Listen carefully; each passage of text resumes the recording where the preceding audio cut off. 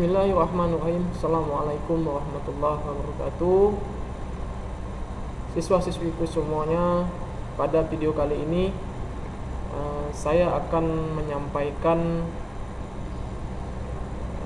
materi selanjutnya, masih pada teks prosedur di semester ganjil ini. Kita akan belajar, pada pertemuan kali ini kita akan belajar tentang unsur kebahasaan yang ada pada teks prosedur. Nah, sebelum kita memulai pembelajaran pada hari ini, ada baiknya kita membaca basmalah.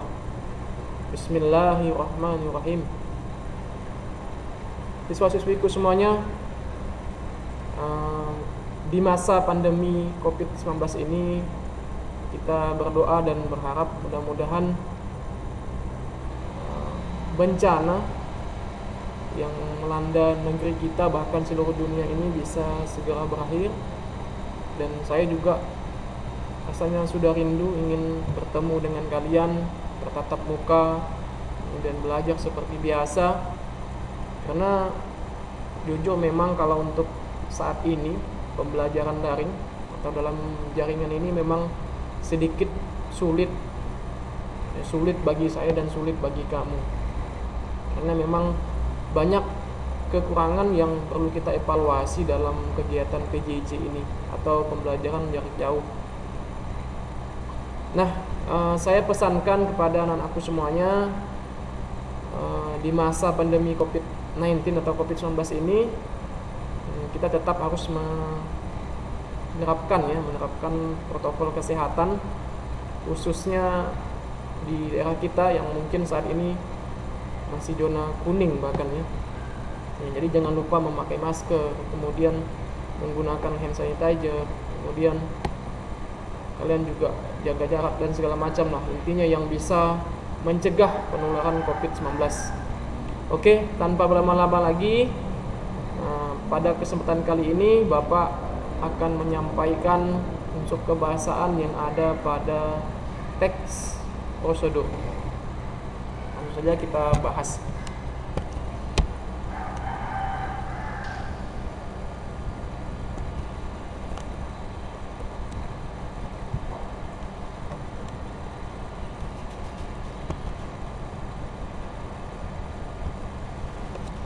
Oke, unsur kebahasaan merupakan bagian yang terpenting. Nah, jadi unsur kebahasaan itu adalah unsur yang menjadi bagian terpenting dalam sebuah penulisan teks prosedur khususnya. Nah, hal ini diibaratkan seperti kita membangun rumah atau kita membuat sebuah gedung. Nah, maka perlu atau ada yang namanya unsur-unsur atau bagian-bagian yang terdapat pada sebuah bangunan itu. Nah, sama halnya dengan unsur kebahasaan ini. Nah, ketika kita menulis teks prosedur, itu ada baiknya kita memperhatikan unsur kebahasaan itu. Nah, sebenarnya apa sih unsur kebahasaan itu? Nah, unsur kebahasaan di sini diartikan sebagai kaidah ataupun ketentuan ataupun aturan dalam penulisan sebuah teks prosedur. Nah, kaidah atau aturan inilah nanti yang akan menjadi pedoman kita untuk menentukan ketika menulis sebuah teks prosedur. Nah, ketentuan tersebut yang menjadi acuan dalam menulis teks prosedur. Nah, nanti kita ketika menulis sebuah teks prosedur itu tentu memiliki acuan gitu. Nah, acuannya atau aturan itu adalah yang ada pada kaidah atau unsur kebahasaan teks prosedur itu sendiri. Nah, apa saja bagian-bagian yang ada pada unsur kebahasaan teks prosedur? Oke. Untuk bagian yang pertama itu adalah kata kerja imperatif. Nah, kata kerja ini disebut juga dengan verba ya. Kata kerja itu disebut juga dengan verba. tentu dalam kurikulum 2013 itu seringkali saya sudah ingatkan kepada kalian, seringkali mereka itu menuliskan istilah-istilah ilmiah begitu, atau istilah-istilah teknis yang digunakan dalam kurikulum 2013. Mungkin dahulu ya kalian mendengarnya dengan kata kerja, tapi sekarang itu biasanya mereka itu menulisnya dengan verba atau kata kerja.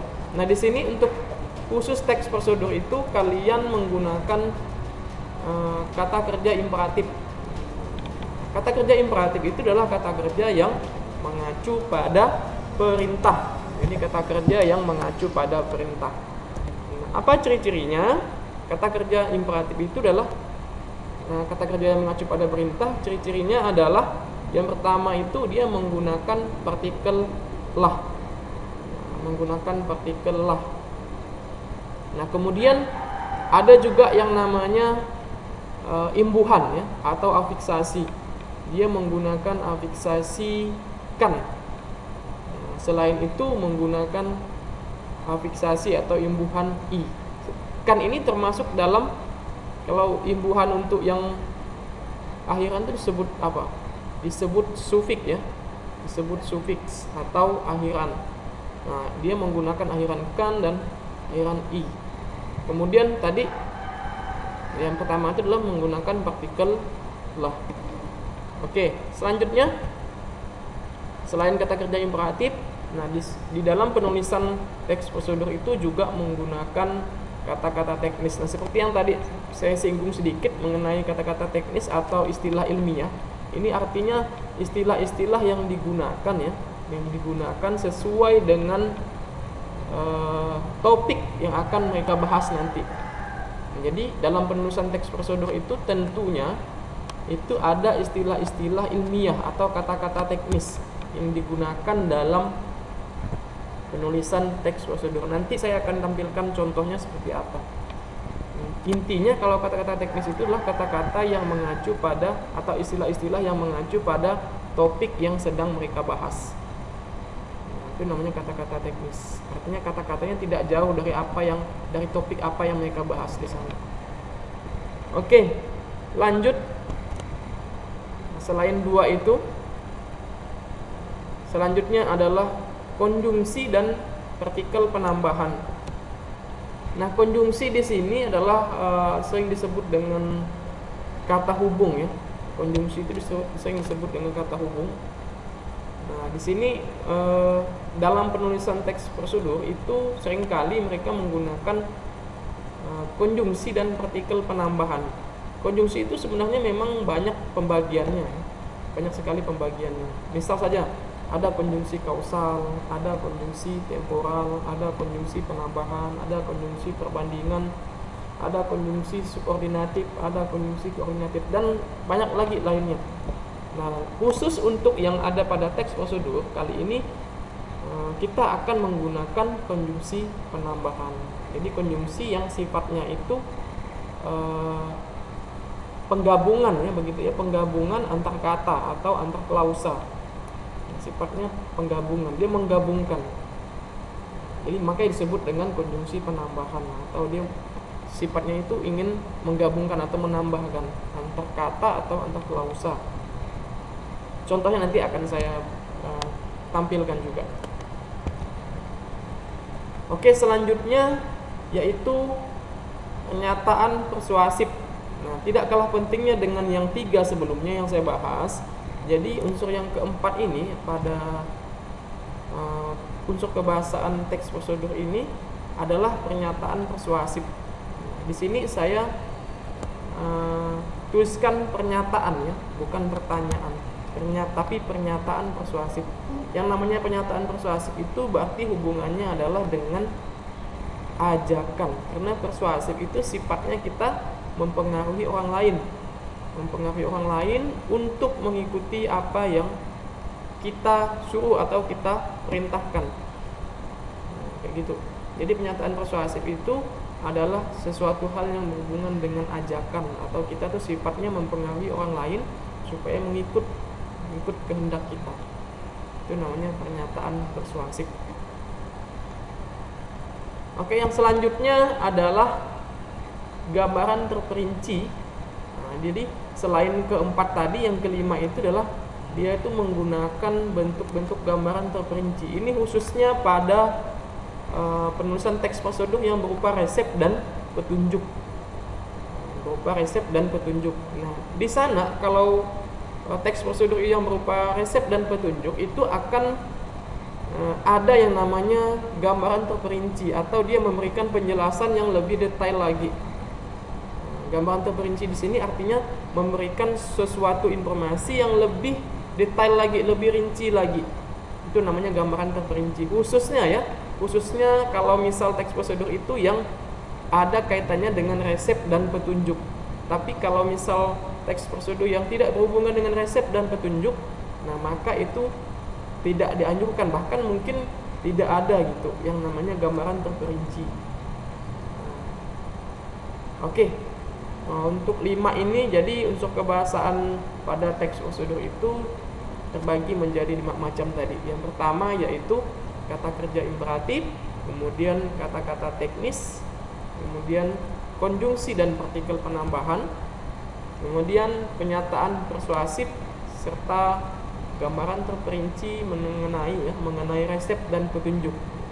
Jadi ada 5 unsur kebahasaan yang ada pada teks prosedur itu sendiri. Nah, mudah-mudahan nanti kalian bisa mengingat, bahkan mungkin mencatat ya apa yang Bapak sampaikan. Jadi nanti ketika PTS atau penilaian tengah semester nanti yang akan kita laksanakan akhir September itu, September bisa kalian jawab soal-soalnya, karena nanti ini akan saya masukkan dalam soal-soal PTS, akan saya singgung sedikit. Oke, kita lanjutkan.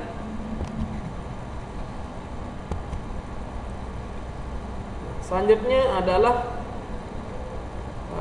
contoh-contoh ya. Contoh-contoh yang kita bahas sebelumnya tadi di unsur kebahasaannya. Apa saja contoh-contoh pada unsur kebahasaannya tadi. Nah, yang pertama tadi yang kita bahas itu adalah kata kerja imperatif. Kata kerja imperatif. Apa itu contohnya? Nah, contohnya adalah pertama misal kata ambillah, kemudian kata pastikan, dan yang ketiga ada kata gunakan, yang keempat ada kata hindari. Kemudian ini sepertinya ada salah penulisan nih. Cuculah, ini maksud saya ini sebenarnya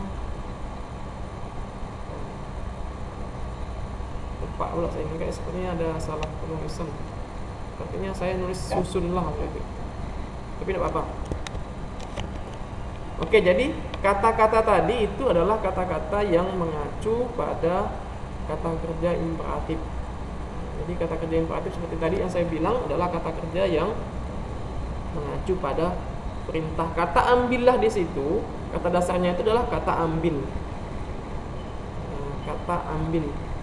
Jadi ditambah dengan ditambah dengan partikel lah. Karena partikel itu sebenarnya ada yang lain ya, bentuk-bentuk partikel itu ada yang lain. Misalnya ada kah, ada tah, ada pun, kemudian ada lah. Itu bentuk-bentuk partikel. Jadi kah, tah, lah, pun. Nah, ada 4 bentuk partikel. Nah, di sini untuk yang imperatif itu khususnya dia menggunakan partikel lah. Seperti pada kata ambil ditambah dengan partikel lah menjadi ambillah. Nah, ini adalah salah satu bentuk kata kerja imperatif, kata kerja yang mengacu pada perintah. Nah, selain menggunakan partikel lah seperti yang saya bilang tadi, dia juga menggunakan afiksasi atau imbuhan, khususnya pada sufiks atau akhiran, yaitu akhiran kan. Nah, di sini disebutkan kata pastikan. Nah, pastikan itu kan termasuk perintah gitu. Nah, sebenarnya juga perintah itu sebenarnya dibagi menjadi beberapa bagian ya. Jadi ada beberapa bagian, nanti akan saya sampaikan mungkin di video berikutnya lah, atau video yang lain nanti akan saya sampaikan apa saja jenis-jenis perintah itu. Gitu. Nah, kemudian yang lain yaitu ada yang namanya sufiks i ya, sufiks atau akhiran i. Nah, kita bisa lihat di kata hindar. Kata hindar ini kan kata dasarnya, kemudian ditambah dengan sufiks i menjadi hindari. Nah, itu adalah contoh-contoh dari kata imperatif. Kemudian selanjutnya adalah kata-kata teknis. Apa saja contoh-contohnya? Kita lihat di sini. Nah, seperti yang saya bilang tadi bahwa kata-kata teknis itu adalah kata-kata yang mengacu pada topik atau istilah-istilah yang dibahas pada topik itu gitu. Misal dalam teks prosedur itu kalian membahas apa? Misal saja nih dalam teks prosedur itu dibahas tentang menghidupkan komputer nih. Nah, berarti akan ada kata power di sana. Kata power itu akan disampaikan dalam atau akan dituliskan dalam teks prosedurnya. Karena apa? Karena kata power ini berkaitan ya. Kata power ini berkaitan dengan komputer tadi, menghidupkan komputer dengan power itu saling berkaitan. Nah, maka disebut dengan kata-kata teknis atau istilah-istilah teknis, istilah-istilah yang digunakan di dalam penulisan teks prosedur sesuai dengan topik yang dibahasnya. Ada kata lain misalnya untuk kata teknis ini, yaitu kata supply misalnya. Nah, tentu ini berkaitan dengan apa yang akan kalian bahas di sana nanti. Atau misalnya kata social distancing atau kata verifikasi dan lain sebagainya. Nah, lebih mudahnya biasanya ya kata teknis ini dipahami dengan kata-kata yang mungkin agak sulit atau jarang didengar begitu. Jadi kata teknis itu artinya jarang didengar, tapi sebenarnya tidak juga jarang didengar sih, cuman lebih kepada istilah-istilah yang digunakan sesuai dengan apa yang kalian bahas gitu. Jadi bukan berarti dia kata ini jarang didengar atau kata ini sulit untuk dipahami, tidak seperti itu sebenarnya. Tapi lebih kepada istilah yang digunakannya pada saat itu mengenai apa gitu. Tapi biasanya orang memahaminya lebih mudah tuh dengan kata-kata yang sulit untuk dipahami. Jadi istilah teknis itu dibilang katanya kata-kata yang sulit untuk dipahami, padahal tidak seperti itu pengertiannya. Oke, kita lanjutkan. Nah, yang selanjutnya itu adalah konjungsi dan partikel bermakna penambahan. Nah, seperti yang saya bilang tadi, konjungsi itu adalah kata hubung yang di sini khususnya menggunakan makna penambahan. Apa saja contoh-contohnya? Kita lihat. Nah, contohnya yaitu kata dan. Ya.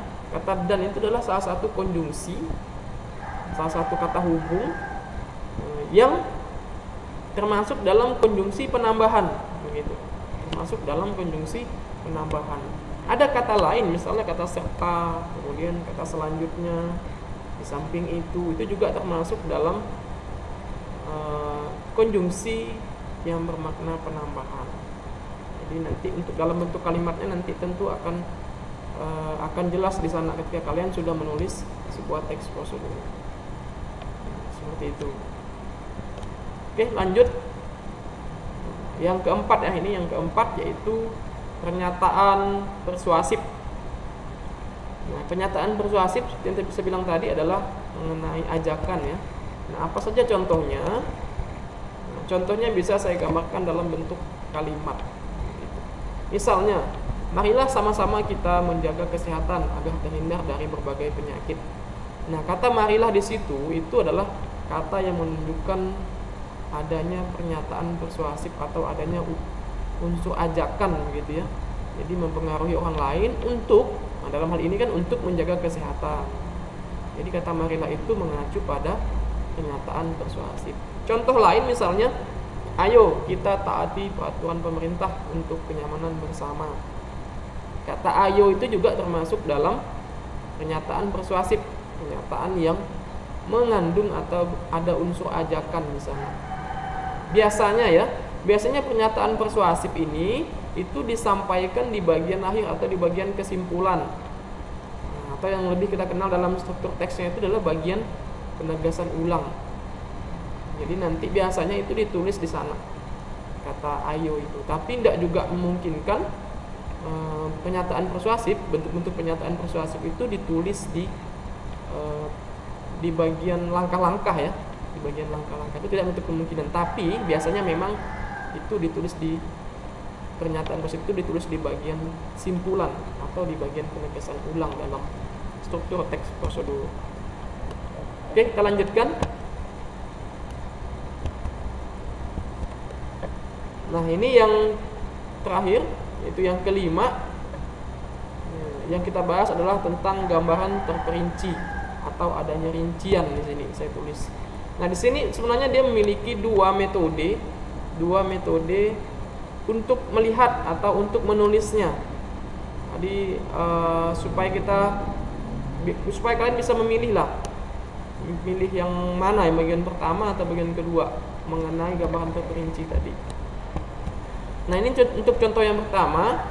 Misalnya di sini ada saya tuliskan air 1 liter, misalnya garam 2 bungkus, wadah ukuran 2 liter, kemudian tali 3 meter, kayu keras dengan tebal 5 cm. Nah, di sini tentunya gambaran terperinci itu mengacu pada misalnya tadi, yaitu kata air 1 liter itu berarti kata liter itu mengacu pada gambaran terperinci. Garam 2 bungkus berarti 2 bungkusnya itu mengacu pada gambaran terperinci. Sama dengan wadah ukuran 2 liter itu berarti 2 liternya itu mengacu pada gambaran terperinci. Nah, artinya di sini dapat kita pahami bahwa gambaran terperinci itu dimaksudkan adalah untuk menggambarkan rincian-rincian supaya nanti ketika penulisan teks prosedur itu ada rincian atau ada penulisan secara detail mengenai bahan dan alat di sini. Biasanya bahan dan alat itu yang menggunakan rincian seperti ini. Tapi perlu dipahami juga bahwa gambaran terperinci ini hanya dituliskan ya, biasanya dituliskan hanya untuk bentuk resep dan petunjuk. Nah, kalau ini kan biasanya bentuk resep nih. Yang saya tulis ini bentuknya bentuk resep. Air 1 liter. Jadi 1 liternya itu termasuk dalam gambaran terperinci. Ini biasanya metodenya secara langsung nih. Yang contoh satu adalah metode langsung. Jadi air 1 liter gitu. Dia bentuknya bukan narasi lagi, udah langsung kepada intinya.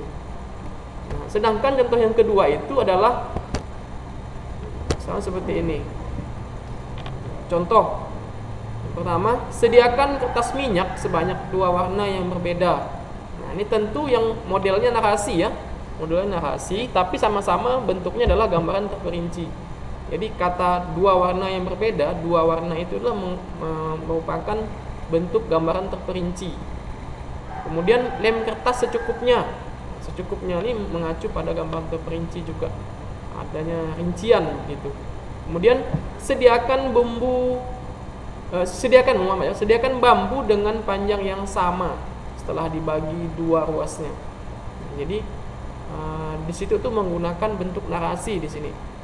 Atau contoh terakhir nih misalnya benang dengan panjang minimal 200 meter misalnya. Ini misalnya mau buat layang-layang lah misalnya kan. Dia menyediakan benang, jadi sediakanlah benang dengan ukuran atau dengan panjang minimal 200 meter. Nah, ini adalah salah satu ya bentuk atau contoh gambaran terperinci. Mudah-mudahan dari apa yang Bapak jelaskan itu bisa kalian pahami ya. Oke, baik.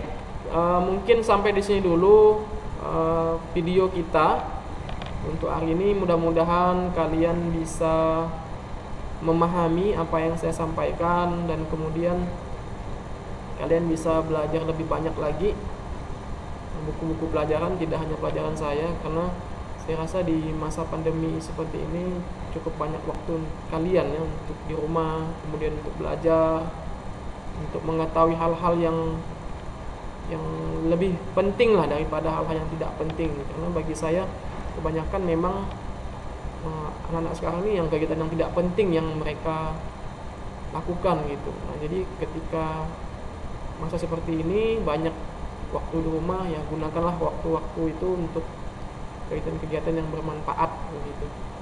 Nah, supaya nanti kalian bisa bisa menjadi orang yang berguna lah untuk kedepannya. Saya berharap mudah-mudahan dengan video singkat ini kalian juga nanti bisa memahami apa yang saya sampaikan ini. Oke, baiklah. Sekian dulu video Bapak hari ini. Mudah-mudahan kita tetap dalam keadaan sehat walafiat dan insyaallah mudah-mudahan nanti segera berakhir pandemi COVID-19 ini dan segera kita masuk ke sekolah, bisa bertemu atau bertatap muka kembali. Sekian video saya. Wassalamualaikum warahmatullahi wabarakatuh.